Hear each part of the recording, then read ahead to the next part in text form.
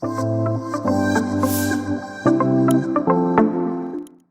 Everyone, இன்றைய வீடியோவில் நாம் டிஸ்கஸ் பண்ண போகிறது டெஸ்ட் 6ல் லாஸ்ட் டைம் இடம்பெற்றிருக்கக்கூடிய ஒரு மிக முக்கியமான கொஸ்டின் சம்மந்தமாக தான் இந்த வீடியோவில் நம்ம டீட்டெயிலாக டிஸ்கஸ் பண்ண போகிறோம்.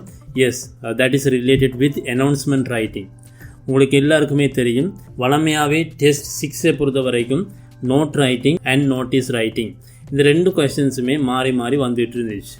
ஆனால் லாஸ்ட் டைம் யாருமே எதிர்பார்க்காத விதத்தில் டெஸ்ட் 6க்கான கொஷனாக அவங்க அனௌன்ஸ்மெண்ட் ரைட்டிங்கை போட்டிருந்தாங்க. ஸோ இந்த வீடியோவில் நான் உங்களுக்கு எக்ஸ்பிளைன் பண்ண போகிறது அனௌன்ஸ்மெண்ட் ரைட்டிங்கில் லாஸ்ட் டைம் எக்ஸாம் பேப்பரில் வந்திருக்கக்கூடிய இந்த கொஷனை நம்ம எப்படி பர்ஃபெக்டாக எழுதலாம். ஸோ நீங்கள் பாஸ்ட் பேப்பரை தட்டி பார்த்தீங்களா இருந்தால் உங்களுக்கு லாஸ்ட் டைம் போடப்பட்ட கொஷன் வந்து ரெயில்வே அனௌன்ஸ்மெண்ட். ஸோ ஒரு ரெயில்வே அனௌன்ஸ்மெண்ட்டை அவங்க தந்திருக்கக்கூடிய ஹெட்டிங், அதே மாதிரி என்னென்ன பாயிண்ட்ஸ் எல்லாம் இன்க்ளூட் பண்ண சொல்லியிருக்கிறாங்களோ அந்த விஷயங்கள் எல்லாத்தையுமே நம்ம சரியாக இன்க்ளூட் பண்ணி எப்படி ஒரு பர்ஃபெக்டான அனௌன்ஸ்மெண்ட்டை க்ரியேட் பண்ணுறதுன்றதை ஈஸியான ஸ்டெப்ஸ் கூட உங்களுக்கு நான் எக்ஸ்பிளைன் பண்ண போகிறேன். ஸோ நீங்கள் ஸ்டார்டிங்கில் இருந்தே இந்த சென்டென்ஸ் ஸ்ட்ரக்சரை கொஞ்சம் பிக்கப் பண்ணி வந்துட்டீங்களா இருந்தால் உங்களுக்கும் இப்படியான எந்த ஹெட்டிங்ஸ் வந்தாலும் ரயில்வே அனௌன்ஸ்மெண்ட் எழுதுறது வந்து ஈஸியான முறையில் மாறும். If you are ready, let's get started.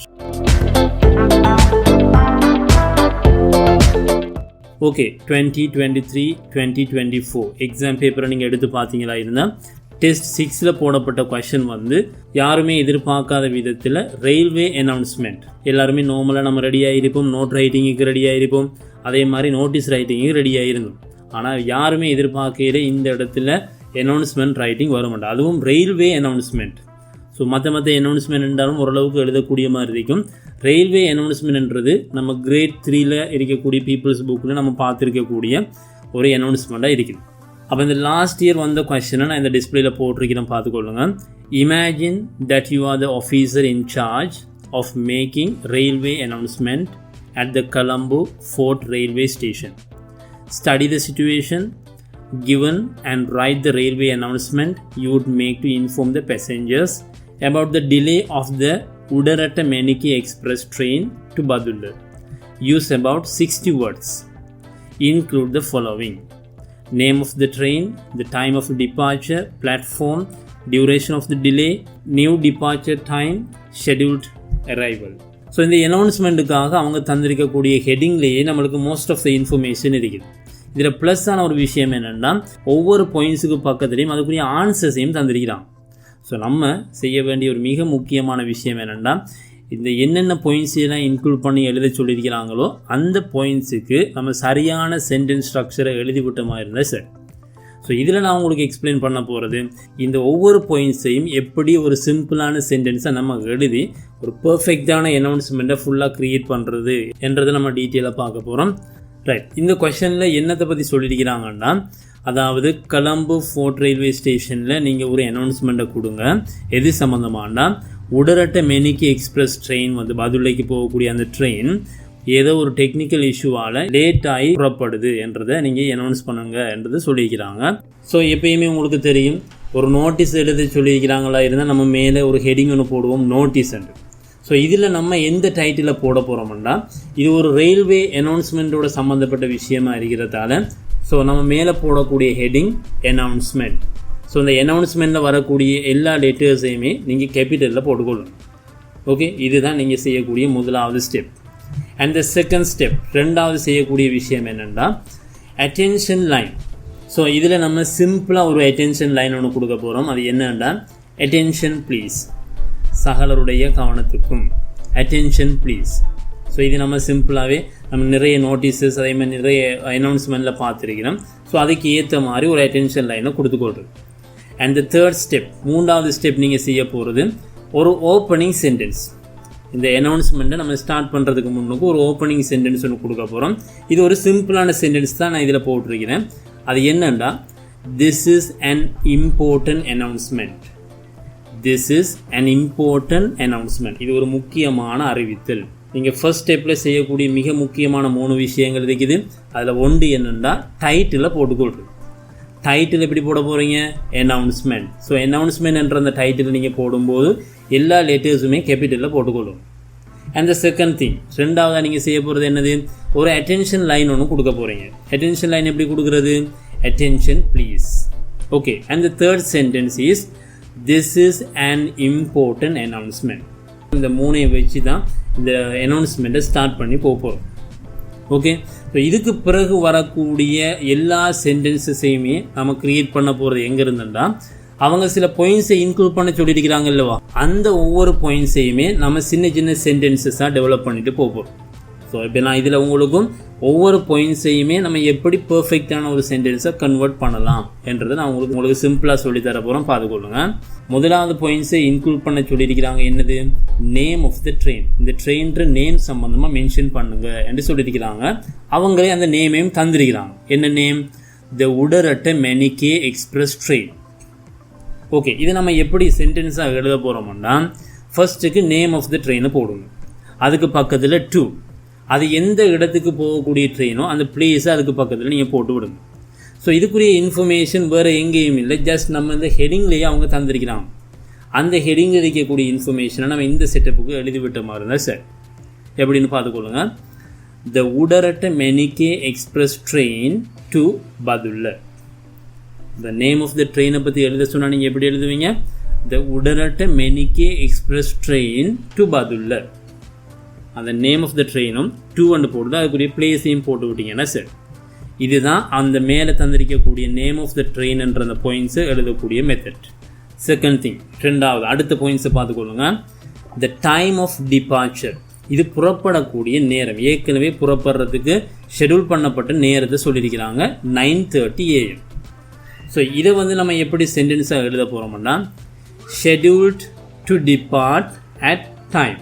எப்பயுமே உங்களுக்கு தெரியும், டைமுக்கு முன்னால் நம்ம ஒரு அட்ன்ற ஒரு ப்ரப்போசிஷனை யூஸ் பண்ண வேண்டி வரும். ஸோ அதுக்கு முன்னுக்கு நீங்கள் செய்ய வேண்டியது scheduled to depart at time. So இது எத்தனை மணிக்கு ஏற்கனவே புறப்படுறதுக்கு ஷெடியூல் பண்ணப்பட்டது என்றதை நம்ம அந்த மென்ஷன் பண்ணுறோம். ஸோ இதை சென்டென்ஸாக நீங்கள் எழுதும்போது schedule to depart at 9:30 AM. So 9:30 AMன்றது அவங்க ஆல்ரெடி தந்திருக்கிறாங்க. ஸோ அந்த விஷயத்தை இதில் சேர்த்து விட்டீங்கன்னா sir. Okay, second step is over. Third step, மூன்றாவது நீங்கள் செய்ய போகிறது பிளாட்ஃபார்ம் நம்பர் 3. இந்த பாயிண்ட்ஸை தந்திருக்கிறாங்க. ஸோ இது எத்தனையாவது பிளாட்ஃபார்மில் இருந்து இந்த ட்ரெயின் வருது என்றதை நம்ம சொல்ல போகிறோம். ஸோ இதுக்குரிய சிம்பிளான சென்டென்ஸ் ஒன்று சொல்லித்தரேன், பார்த்துக்கொள்ளுங்க.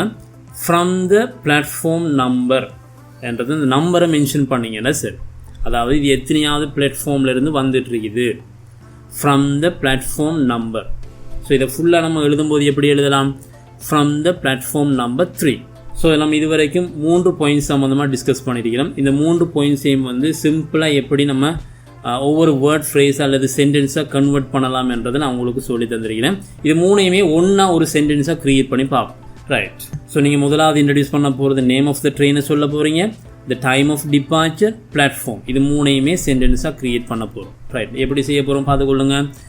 Name of the train to போட்டு பிளேஸை போடுறீங்க, the Udarata Menike express train to Badulla. Okay, எத்தனை மணிக்கு இங்கேருந்து புறப்படுறதுக்கு ஷெடியூல் பண்ணப்பட்டது. ஸோ அதை மென்ஷன் பண்ணுறதுக்கு எப்படி sentence, scheduled to depart at time, scheduled to depart at 9:30 AM. அந்த விஷயத்தை மென்ஷன் பண்ணுறீங்க. எத்தனையாவது பிளாட்ஃபார்மில் இருந்து வருது என்றதை எப்படி மென்ஷன் பண்ணுறீங்கன்னா, from the platform number 3. From the platform number 3. திரும்ப ஒரு தடவை சொல்ல பார்த்துக்கொள்ளுங்க. The Udarata Menike express train to Badulla scheduled to depart at 9:30 AM from the platform number 3. இந்த 3 பாயிண்ட்ஸையுமே நம்ம 3 சிம்பிளான வேர்ட் ஃப்ரேசஸை வச்சு கனெக்ட் பண்ணி வச்சிருக்கிறோம். இப்படி நீங்கள் ஒவ்வொரு பாயிண்ட்ஸையுமே அதுக்குரிய சென்டென்ஸ் ஸ்ட்ரக்சரை கொஞ்சம் ரெடி ஆகிட்டீங்களா இருந்தால் உங்களுக்கு எப்படியான அனௌன்ஸ்மெண்ட்டுக்குரிய ஹெடிங்கை தந்தாலும் நீங்கள் சிம்பிளாக எழுதக்கூடிய மாதிரி. ஓகே, அடுத்த ஸ்டெப்புக்கு போவோம். Duration of delay. Duration of டிலேன்னு சொல்கிறது இந்த ட்ரெயின் எவ்வளோ நேரத்துக்கு டிலே ஆகி வரும் என்றதை நம்ம மென்ஷன் பண்ண போகிறோம். ஸோ இதுக்குரிய சிம்பிளான சென்டென்ஸ் ஒன்று சொல்லித்தரேன், பார்த்துக்கொள்ளுங்க. வில் பி டிலேடு ஃபார், இது எவ்வளோ நேரம் டிலே ஆகுதோ அந்த டியூரேஷனை நீங்கள் போட போகிறீங்க. For an example, will be delayed for 1 hour. உங்கள் மேலே தந்திருக்கிறாங்க 1 hourன்றதை நம்ம இதில் அதை மென்ஷன் பண்ணி விட்டோம்னா sir, will be delayed for 1 hour. Okay, right. The next step, reason for the delay. இந்த டிலே வந்ததுக்கான காரணம் என்ன பெரும்பாலும் இந்த ஒரு ட்ரெயின் வந்து டிலே ஆகுதுன்னா அதுக்குரிய ரீசன் என்னவாக இருக்கும், ஒரு டெக்னிக்கல் ப்ராப்ளமாக இருக்கும் அல்லது டெக்னிக்கல் இஷ்யூவாக இருக்கும். ஸோ இதை நம்ம எப்படி மென்ஷன் பண்ண போகிறோம்னா டியூ டு அதுக்கு பக்கத்தில் அதுக்குரிய ரீசனை போட்டு விட்டோம்னா sir due to technical problem அல்லது டியூ டு டெக்னிக்கல் இஷ்யூ. ரீசனை இப்படி மென்ஷன் பண்ணிங்கன்னா சரி, இந்த ரீசனை மென்ஷன் பண்ணுறதுக்கு முன்னால் ஒரு வேர்ட் ஃப்ரேஸை சேர்த்துக்கொள்ளுங்க, டியூ டு ஓகே. அடுத்த பாயிண்ட்ஸ் சொல்லியிருக்கிறாங்க எப்படின்னா new departure time. New departure time இது வந்து இப்போ புதுசாக புறப்படுற நேரம் சம்மந்தமாக மென்ஷன் பண்ணியிருக்கிறாங்க 10:30 AM. இந்த சென்டென்ஸை க்ரியேட் பண்ணுறதுக்கு அவங்க அந்த பாயிண்ட்ஸில் தந்திருக்கக்கூடிய அதே வேர்ட்ஸையும் நம்ம யூஸ் பண்ணிக்கலாம். The new departure time will be அதுக்கு பக்கத்தில் அவங்க தார டைமை போட்டு விட்டீங்கன்னா sir the new departure time will be 10:30 AM. Okay, இது வந்து நியூ டிபார்ச்சர் டைமுக்குரிய sentence. Next sentence scheduled arrival. So இது வந்து பதுல்ல ரயில்வே ஸ்டேஷனுக்கு வந்து 3:30க்கு வரும் என்றதை நம்ம சொல்ல போகிறோம். எப்படி சொல்லலாம்னா அண்ட் எல்லாத்தையோடையும் சேர்த்து அண்ட்ன்றதை சேர்த்துக்கொள்ளுங்க. The train is expected to arrive. இந்த சென்டென்ஸை கொஞ்சம் நல்லா ரெடியாகி வச்சுக்கொள்ளுங்க பிள்ளைகள். The train is expected to arrive at 3:30 PM.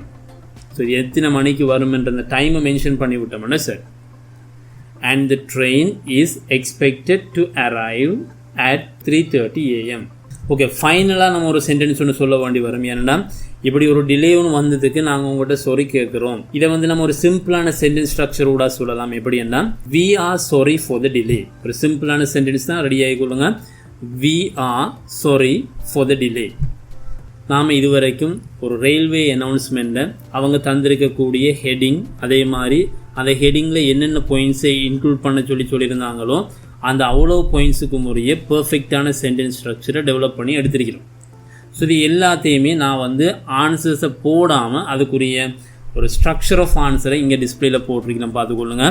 நீங்கள் முதலாவது செய்ய போகிறது அனௌன்ஸ்மெண்ட் என்ற ஒரு டைட்டில் போட போகிறீங்க. ரெண்டாவது செய்ய போகிறது அட்டென்ஷன் ப்ளீஸ். மூன்றாவது this is an important announcement. இதுக்கு பின்னுக்கு அவங்க தந்த பாயிண்ட்ஸில் முதலாவது இருக்கிறது வந்து அந்த நேம் ஆஃப் த ட்ரெயினை பற்றி சொல்ல சொன்னாங்க. அப்போ நம்ம நேம் ஆஃப் த ட்ரெயினை போட்டுட்டு டு பிளேஸ். அதுக்கு பின்னுக்கு இது ஷெட்யூல் பண்ணப்பட்ட டைம் சம்மந்தமாக சொல்லியிருக்கிறாங்க. அதுக்குரிய சென்டென்ஸ் ஸ்ட்ரக்சரை பார்த்துக்கொள்ளுங்க. Schedule to depart at time, அது எத்தனை மணிக்கு புறப்பட இருந்தது என்ற சம்மந்தமாக சொல்கிறீங்க. பிளாட்ஃபார்ம் நம்பரை பற்றி சொல்ல சொன்னாங்க. அதுக்குரிய சென்டென்ஸ் ஸ்ட்ரக்சர் வந்து ஃப்ரம் பிளாட்ஃபார்ம் நம்பர், எத்தனையாவது நம்பர்ன்றதை நம்ம மென்ஷன் பண்ண வேண்டி வரும். இது எவ்வளோ நேரத்துக்கு டிலே ஆகும் என்றதை சொல்கிறதுக்கு will be delayed for duration. அது எவ்வளோ நேரத்துக்கு டிலே ஆகும் என்ற விஷயத்தை மென்ஷன் பண்ண வேண்டி வரும். இது என்ன ரீசனால் டிலே ஆனிச்சு என்றதை சொல்லும்போது due to a technical issue. இதுக்குரிய நியூ டிபார்ச்சர் டைம் என்னன்றதை சொல்கிறதுக்கு the new departure time will be அவங்க தந்திருக்கக்கூடிய அந்த டைமை போட வேண்டி வரும். அதுக்கு பின்னால் இந்த ட்ரெயின் வந்து பதுல்ல ரயில்வே ஸ்டேஷனுக்கு எத்தனை மணிக்கு வரும் என்றதை நீங்கள் சொல்லும்போது and the train is expected என்று சொல்கிறது வந்து எதிர்பார்க்கப்படுகிறது. to arrive at இது எத்தனை மணிக்கு வரும் என்று அவங்க சொல்கிறாங்களோ அந்த டைமை நம்ம இங்கே மென்ஷன் பண்ண வேண்டி வரும்.